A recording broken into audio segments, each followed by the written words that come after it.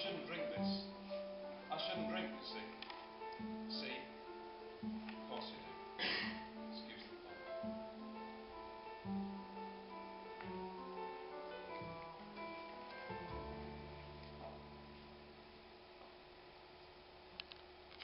It reminds me of when I got the job, actually.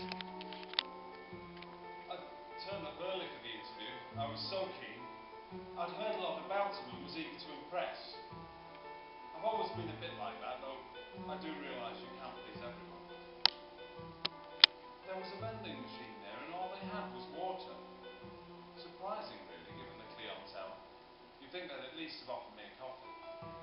Whatever.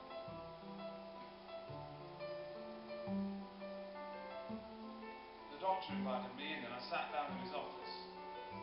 He asked me a few questions about what I knew about them, what they did, the kinds of people they treated, and I answered calmly and coolly, trying to remember what I'd read in the new magazine about his practice. I really wanted the job, see, if only I'd known. Male receptionists are hard to come by, especially ones that aren't gay. But even back then, perhaps there was something different about me. I was delighted to take the job. I bought a new suit and tie. Yes, me in a suit and tie. I was so proud. My mother bought me a new pencil case.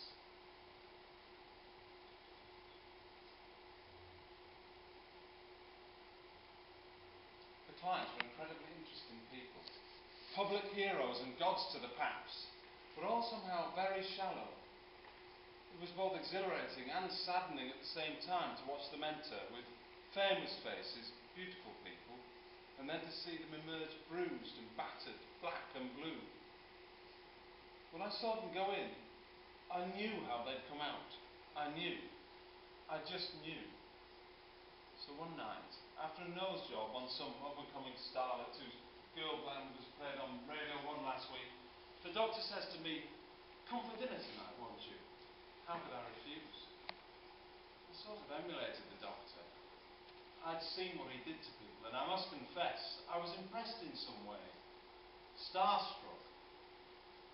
I could see the improvements he made in people, and I thought of him as some kind of a guru, someone to look up to.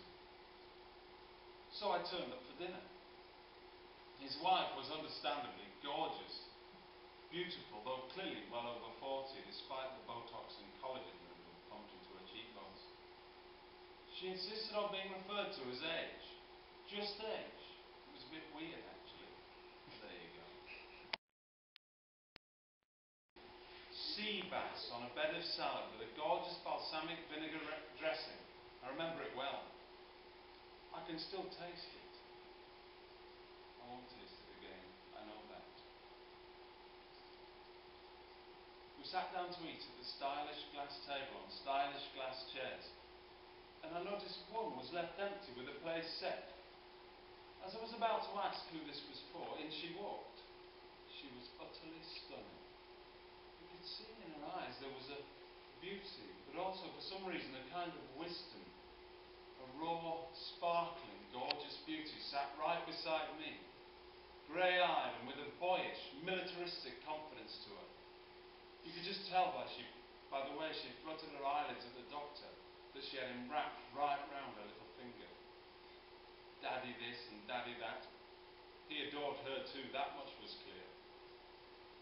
With age had, I sensed, a tense relationship with her daughter. Those eyes. How I wish I could see those eyes again. Like a grey sea you could just swim around in. Specked with a little green, but grey. Gorgeously grey.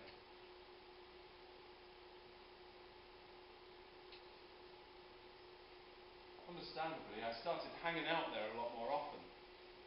Dinner at least 3 times a week, joking with his wife, smiling at his daughter, elbowing the doctor in blokey jesting, planning games of golf for the following Sunday afternoon, drinking wine, drinking gin, drinking champagne, not bothering to arrange a taxi home, using the spare room instead. I wasn't just the receptionist anymore, not me. I was a friend. half pissed still at 4 in the morning one night when I crashed there, I got up to go for a piss. Stumbling half away down the white bijou corridor that looked out of a wall of glass onto the mountain, towering and majestic, topped by cloud. The house was like it was right out of Grand Designs. I heard a noise, a moaning of some kind. I thought something must be wrong. Someone might be in pain. I couldn't work out what it was. It was in the doc's room. I paused for a second before I opened the door, slowly and tentatively. And there they were. In the half light of a slow, lazy summer dawn, having what was far from being a slow, lazy fuck. Her bent over the bed, him sweating behind her. God, my mouth's like the Sahara.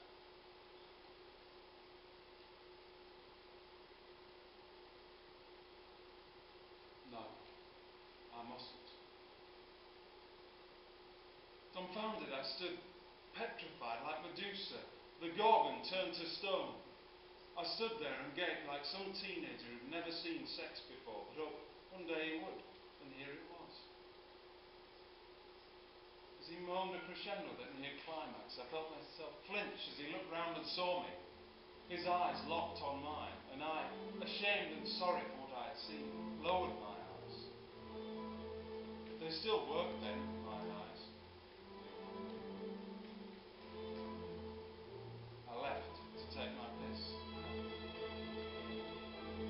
I went back to my room. It took a good while to sleep after what I'd seen.